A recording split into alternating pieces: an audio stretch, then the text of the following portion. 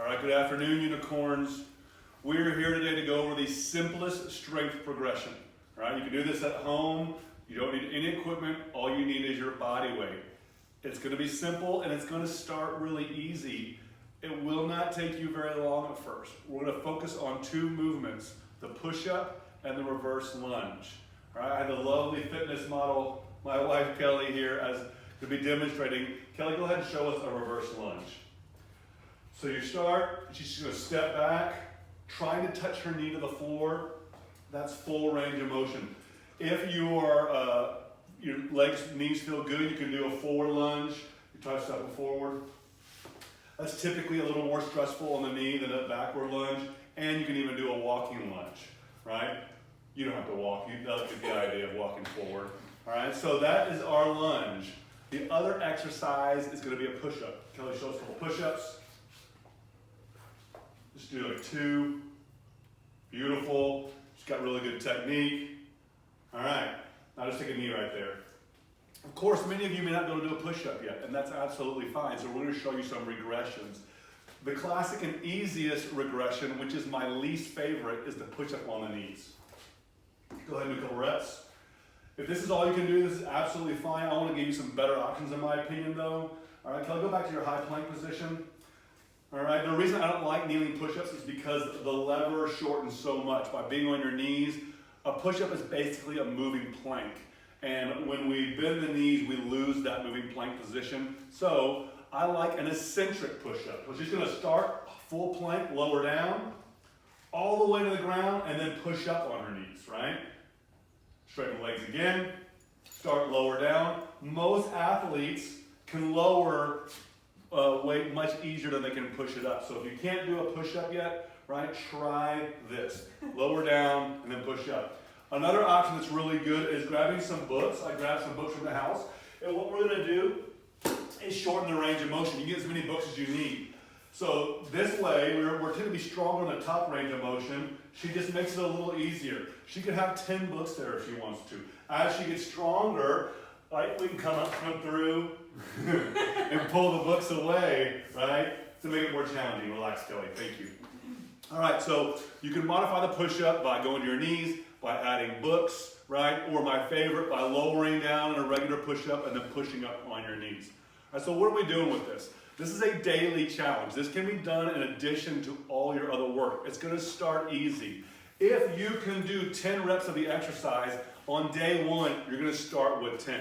So for Kelly, right, I know she can do 10 lunges. On day one, I want her to do 10 lunges. On day two, she's going to do 11. On day three, she's going to do 12, and so on and so forth. So we want this workout to be really easy on day one and week one, and we're just going to slowly, steadily, incrementally increase the reps over time. On day 60, she'll be doing 70 lunges each leg. So she'll be getting a good amount of work in, but without the soreness, without the aches and pains of doing too much work too soon.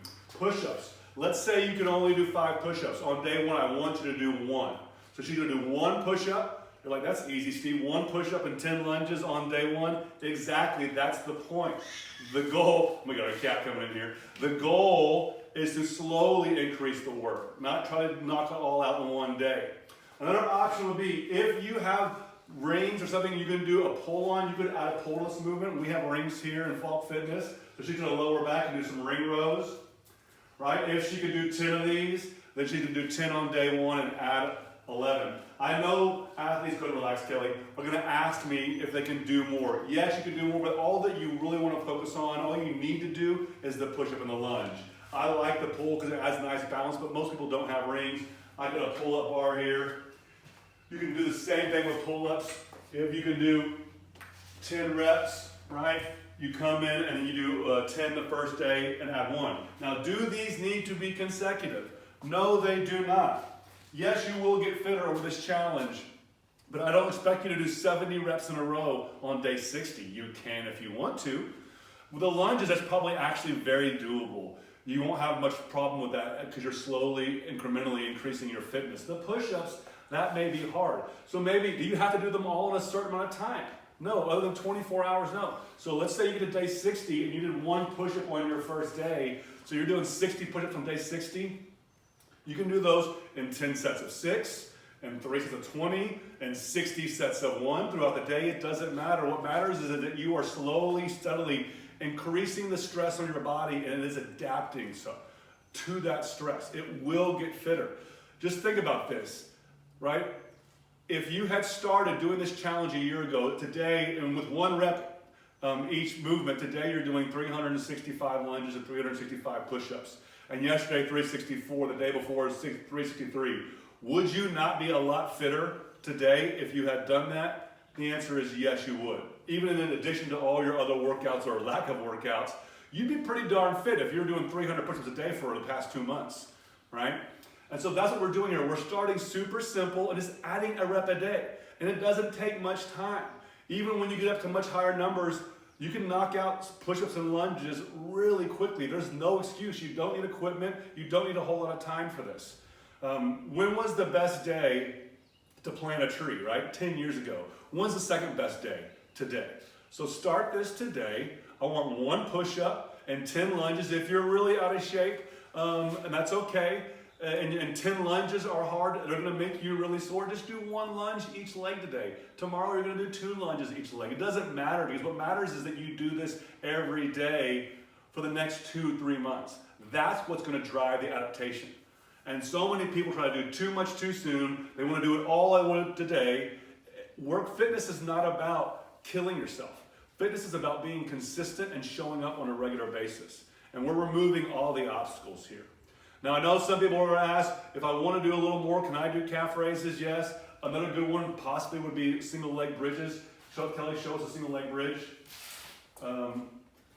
If you're doing our hot Pilates class, you know this well. But I want her to pull her knee into her chest. Pull your right knee in. All right, and then bridge up. Go ahead. Yeah, use your hands there and hold it tight. Up and down, a couple of reps. That's a single leg bridge. So you can do that 10 times each leg and then add her up every day as well. But the key components are push-ups and lunges.